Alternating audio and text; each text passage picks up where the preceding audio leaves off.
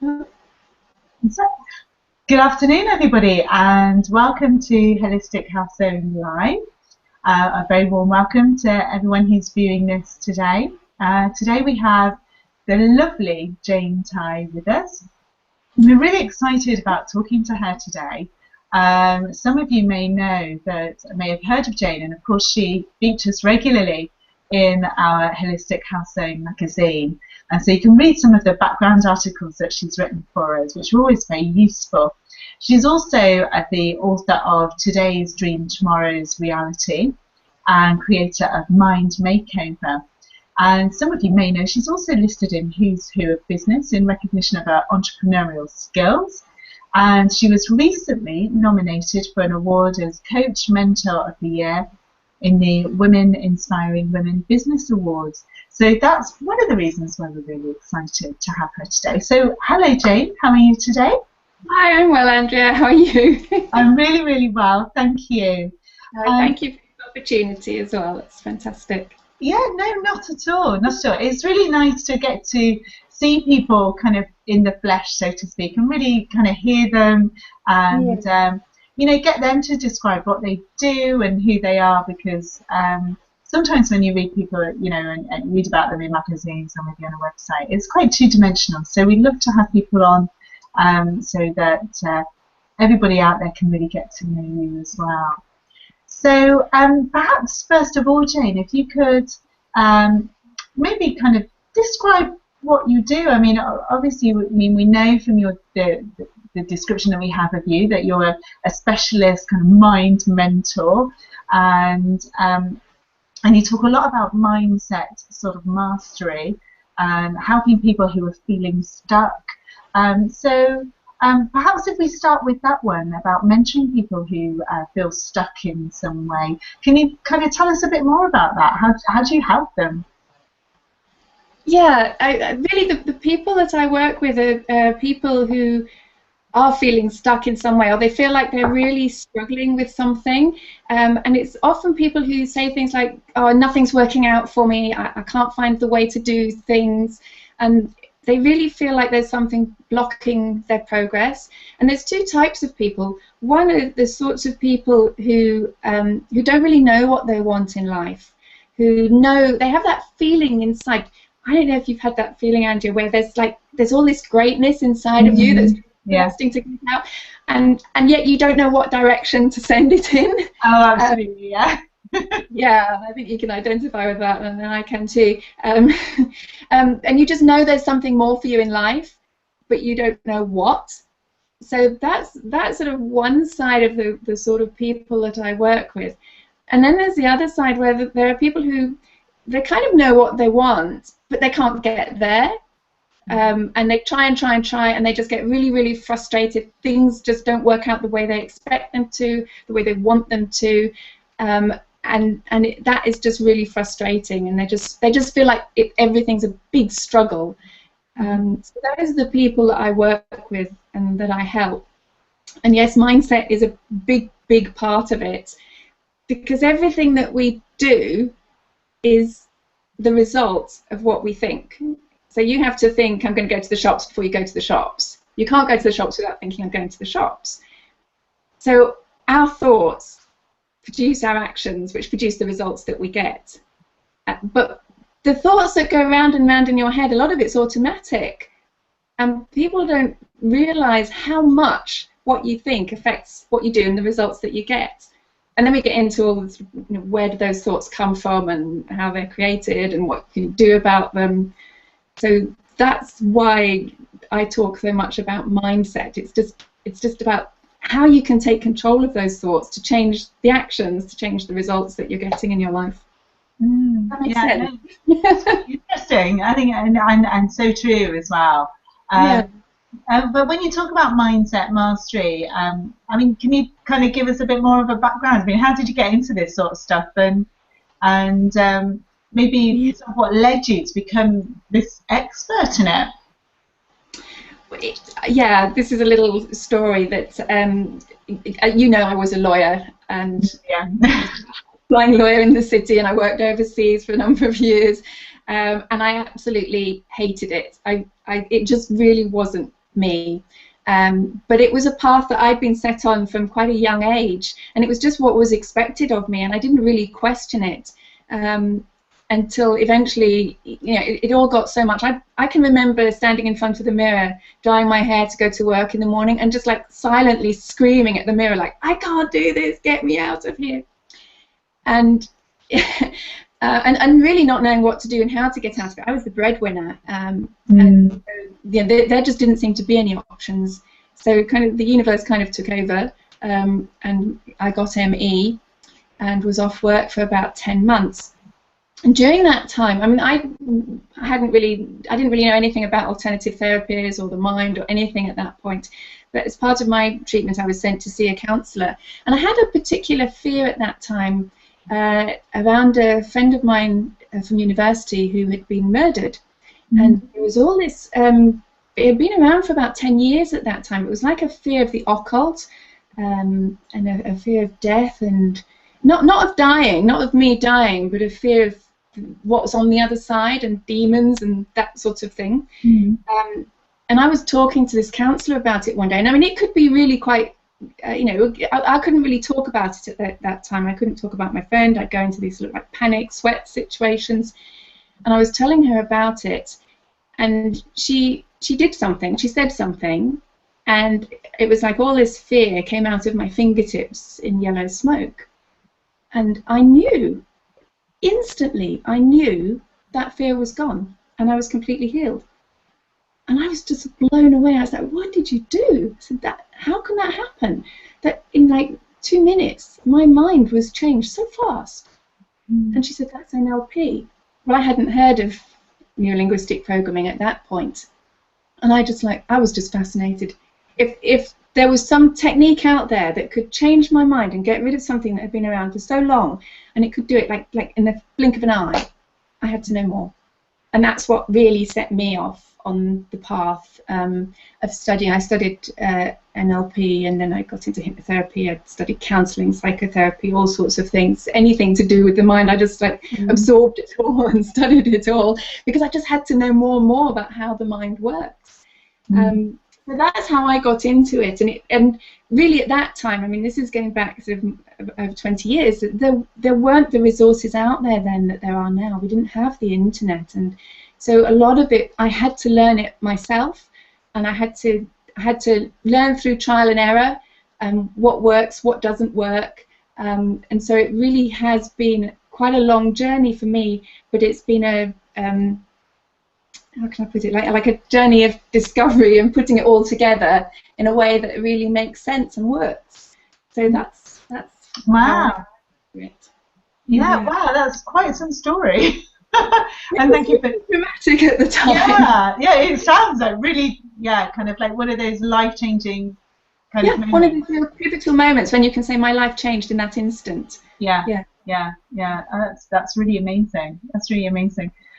One of the things that reading about on your website and your Facebook page and stuff like that, there's clients who kind of described you as a kind of like a shepherdess, you know, a real kind of lighthouse, and some have even described you as a mind wizard, even like a Zen masteress. So all these different descriptions about you, they're amazing. But I mean, how has this kind of come about? Because that's something really special, isn't it? That's not just an NLP practitioner. That's something completely separate. I mean, NLP to me is a very small part. Mind mastery is a very small part, and it's a fairly technical part. To me, there's something much, much bigger behind all of this. And you know, we used to study the laws of the land. Now I study the laws of the universe. So I bring a lot of spirituality to the way that I work, because to me that's the really big piece, and that's what's missing for a lot of people. They learn techniques and try to solve things with techniques, but it goes so much deeper than that. You've really got to know who you are deep inside, how you connect with the universe, what those universal laws that are at play are all about. So that, I think, is where those sorts of things come from. There's well, someone described it as a kind of, actually they were talking about my sons rather than me, as a chilled stillness that my sons have. They have this kind of, they're teenagers, but they have this kind of real maturity and this sort of chilled stillness, which they've kind of absorbed from me, and that just comes from having this kind of, they're not particularly spiritual, but they have this deep inner knowing of who they are, and I think they're more spiritual than they know they are because they've just absorbed it growing up with me. And I think when you've got that inside, you really know, real deep inside knowing of who you are, what your path is, then the mind mastery is kind of like, okay, now there's the technical bits to actually make it work. Yeah. No, that makes a lot of sense. It really does. It really does. Thank you. Right. Well, we've just had a couple of things sort of on Twitter, so let me just have a look. Because it's just buzzed up. Okay. So the first one is how do you work? You know, how do people kind of work with you generally? I mean, does it work for, you know, in any area, or you know? There's two kind of how do I work? Is it like any area? You mean geographically? Geographically, any area. Yeah. So yes, I work with people all over the world. I have clients in America. All of my work is one-to-one. I don't tend to do group work because I'm working with individual problems. This isn't a kind of formula that you apply generically. I work with individual problems, individual people, whatever they need, whatever they bring to the table is what I work with. So it's one-to-one work. It's mostly done over the phone. I use a conference facility, so I record all the calls so they can listen back to them afterwards. And we can do meditations. If we need to do some hypnosis piece, we can do that, or whatever's needed, we can do over the phone. I do also do intensive one-day intensives with my clients, and they're fantastic to actually meet in person, spend a day really, you know, we can really go deep in those days, just shut out the rest of the world. We go to a really beautiful place I know of, and just, you know, when you retreat from the world in that way and just don't think about other things and just really focus on going inside, you can do some really deep transformational work. So not every client does that day intensive, but that's available there for people to do as well, and that's a really lovely way to work. Yeah. Oh, that's great. Actually, that was the second question on Twitter as well, is actually how exactly do you work with people? You managed to answer that one, so that's good. Okay, good. Okay. Now, as you know, for holistic counselling, most of our therapists, most of our community are therapists. Who are generally more aware of, more consciously aware, and they're already doing what they love. You'd hope that they're kind of like they're in that flow of, you know, doing what they're passionate about. So how could you help a therapist sort of in that position? How do you help therapists in that position? There's kind of two ways I look at that. One is that we're helpers. We're there to help people, and we can't be seen to be vulnerable. We can't be seen to have problems. So who do the helpers go to when they need help? Yeah, it's a good question. It's a good question. Nobody does things on their own in isolation. And the other thing I find is that most of the people who be in the Holistic Health Zone community are more evolved, spiritually more involved, they're more aware. And in my experience, it's like the more evolved you are, the harder your problems get. I don't think I like the sound of that, Jane. I know. The thing is that it's like, if you're an evolved soul, you're capable of more mastery than someone who's at a lower level. But the only way you're going to master things is by having the problems that enable you to become that master. So I find that people who are more aware often face greater challenges because they're being challenged to grow more. And again, everybody needs a mentor. When you're in your own problems, it's almost impossible to see outside of, you know, you're invested in it, and it needs somebody from the outside to be able to kind of draw you through it and lead you through it. So that's really, when people talk about me being a shepherdess, it's like I'm pulling them back onto the path. They know their path, but pulling them back on when things get too much for them, when they're struggling, when they lose their way, it's getting them back on track and working with them through that. So Yeah. Yeah. No, I think that's really really true, actually, isn't it? Yeah. No, I think that's really. It's like the analogy that if you're a candle and you're out in the sunshine and it's all light around you, how do you know you're a candle? It's only when the room is dark and you're the candle that's a light that you know you're a candle and that you're a light. Yeah. Yeah. No. We're given these problems so that we know we're a candle. Yeah. Yeah. Well, that's right, isn't it? You know, because sometimes you really don't even know your inner strength until you're faced with, you know, something that you never thought you'd be able to get through, and then all of a sudden you do, and you think, wow, God, I'm stronger than I thought I was. I find it really, really frustrating. I've gone through so many challenging things in my life. I really have, and I come out of them thinking, okay, I've learned from that. Fantastic. I've sussed it out now. And then you think, okay, that's it. I'm done. Yeah. A year or so later, wow, you get hit with something else, and it's like, oh no. Yeah. But that's true, though, isn't it? When you look back, you often say, actually, I've learned this and that, and I can use those to take myself forward. Yes. And take those tools forward again. So. Yeah, exactly. And it really is each thing that you go through, each new step, each new challenge it's evolving you more and challenging you to grow more and become that master. And the purpose of becoming the master isn't so that you can sort your own life out, it's so that other people can follow you, be inspired by your example, and that you can teach them what's worked for you. Which is really what I'm doing. I'm just saying these have been my experiences. This is what's worked for me. Try this, and guiding people through a process. Yeah. And do you find that your background, you know, as a lawyer, as an entrepreneur, sort of contribute to all of this as well as all the other experiences that you've had as well? Yeah, a lot of therapists are, not all, but a lot of them are also people like you and I who've had a corporate career and have come out of it. So the fact that I understand what it's like to have been in corporate, particularly for people who are just starting out or people who are in corporate and want to get out of corporate and don't know how to do it. So I've got all that background and experience. But the other side of it is a more practical side of it.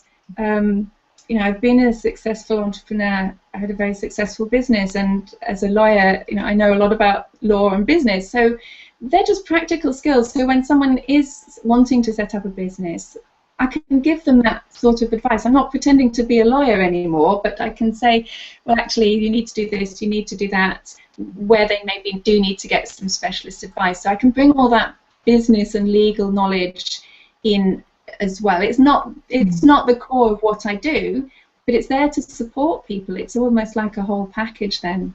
I think that's it. So it's much more rounded in effect, isn't it? If you can bring those other bits of knowledge in as well. Now, we talked earlier about your book. I mentioned it right at the beginning. So let me I'll get the title right. Today's Dream, Tomorrow's Reality. Maybe could you just share with us how did that come about, and what do you find that people kind of get from reading the book? Okay, that came about because out of my frustration, really. I'd done so much studying and I'd read so much, and there were so many techniques out there for success. And success, by my definition, is happiness and fulfillment. So there was so much information out there that I was getting swamped, because I would find I'd follow this path and then, oh, there's something else. It's like shiny object syndrome, you know. Something else. Well, that's a good technique. Well, that's a good technique. And I started to think, well, which one's right? What do I follow to get where I want to be? And there's just so much here. So that book came out of trying to my trying to find the route through, if you like. What I did was I took everything that I'd read, everything that I'd learned and experienced, and I kind of distilled it into what I wanted to come out with. And the whole aim of the book was to come out with a simple plan. And what I came out with and what people get from it is a 7-step process that will lead to success. So any dream that you have, you can make it a reality. There's a process. So just follow these steps, follow these 7 steps, and then yes, that will help you. Yeah, and you don't get distracted by bright, shiny object if you follow the steps through. Within each step, there are different techniques that you could use. So let's say one of the steps is about beliefs and challenging beliefs, changing beliefs. So there's loads of little techniques out there that you can use, and different ones will suit different people. But you've got to go through that step. Yeah. So if you can follow through those steps, then you're going to get to success of whatever it is that you want. And I want to just touch on one point here. I have been challenged about turning your dreams into reality. Not everybody is capable of making their dream come true. And again, I was talking to one of my sons about this recently. And to me, the dream has to be sometimes more generic than specific. So if, for example, because one of the things I've been challenged with is, well, if you're born with no legs, how can you be a basketball player? How can you? You can't. You've got no legs. But you can. You can be a disabled basketball player. Yeah, true. That's what I was thinking. I was thinking, you can be. Yeah, and you look at somebody like Stephen Hawking, who's pursued his avenue, even though, I mean, he can't even talk without that machine thing. Yeah. But he can still make his dreams happen. And so sometimes I think people get really fixated on a dream is very specific. I've got to have this specific job, rather than looking at the broader goal of the qualities I want from my job and the values that I have. So, so that you're not necessarily hung up on how the dream is fulfilled. Yeah. More what you're going to get out of it, in a way. What you're going to, as you say, sort of the qualities, maybe the quality of life that you want, or, And the feelings that you get from it. Even if you want to, climb Mount Everest and you've got no legs, you can still do it. Someone will have to carry you, but you can do it. Yeah. And it's about not being limited, but not expecting to do it in a certain way. Yes, having that very fixed idea of it's going to happen in this way, I'm going to do this, I'm going to have this job, or whatever. Exactly. Or focusing on the broader goals. Oh, that's really interesting. Yeah, that's really interesting. Oh, that's great, Jane. Well, just sort of finally, really, just to kind of wrap up on some practicalities, perhaps. How can people find out more about you, and and how maybe you can help them? What's the process that they go through? Do they have to have a full consultation with you, or what do you normally do? No, the way I'd like to work with people is, there's lots of information on my website, which is www.janetai.co.uk, and I'm also on the practitioner community at Holistic Health Zone. Mm-hmm. Yeah, there you are. Thank you. Most people, I do like to talk to people before I work with them, because I want to know that I can help them, and I want them to know that I'm the right person for them. And I think it's, when you actually start to talk to somebody, there's somebody for everybody out there, and we're not all the right fit for each other. So I do like to talk to people. So I do a 30-minute free consultation where we do actually do a bit of work. We're looking at where they are and what their next best step is. So they'll come out of that consultation with a bit of clarity around where they are and what needs to be done, and they also get a feel for working with me, and I can tell them a bit more about how I work and what programs I can offer them that would be suitable for them. So that's how they would do that. Oh, great. And they can contact you, say, through your website, or how can they make your contact? There's a contact form on my website, so they can just say, please call me, or whatever they want. Yeah. Okay. I am on Facebook. I have a page which is just Jane Tai, so they can find me. You can find me on there and message me through Facebook, through Holistic Health Zone as well. Yeah. And Twitter and LinkedIn. I'm on Twitter and LinkedIn as well. Although I have to say I don't use those as much, which is just my technical incapacity. I just have got around to getting to grips with those quite as much as I ought to have, but there's the time for everything. Yeah, no, that's absolutely great. Is there anything else you'd like to add or share with us today, Jane, before we sort of close and wrap this up? There's so much, but we... Because we're chatting quite a while now. Just carry on chatting. I know, because we used to have long talks together, you and I. So I know. No, I think I'd just like to say, I mean, if anybody is interested in what I've said today, or in having a discussion, you know, if anything has trigged people, do get in touch. You know, I'm always happy to talk to people. Okay, well, that's lovely, Jane. Thank you so much for coming on Holistic Health Live today. Just you know, giving us the opportunity, and everybody really, just to get to know you a little bit more about your background. So I hope everybody's found it really useful. Yes, we will be doing more of these. We've got more of these coming up over the next few weeks. So do keep your eye out on our Facebook page. Make sure you've liked the page and you tick to say you're going to get the notifications from the page as well, because that's really useful. Keep an eye as well out on our Google Plus page and of course on Twitter, and you can also follow us on YouTube as well, which means you'll get the notifications of all the other interviews that we're going to do, and we've got quite a few people lined up, so I think it's going to be quite an interesting and exciting month ahead. So so just finally, thank you again very much, Jane, for coming today. Thank you. And yes, and goodbye everybody who's listening to us. So goodbye now. Bye bye, Jane. Bye. Bye.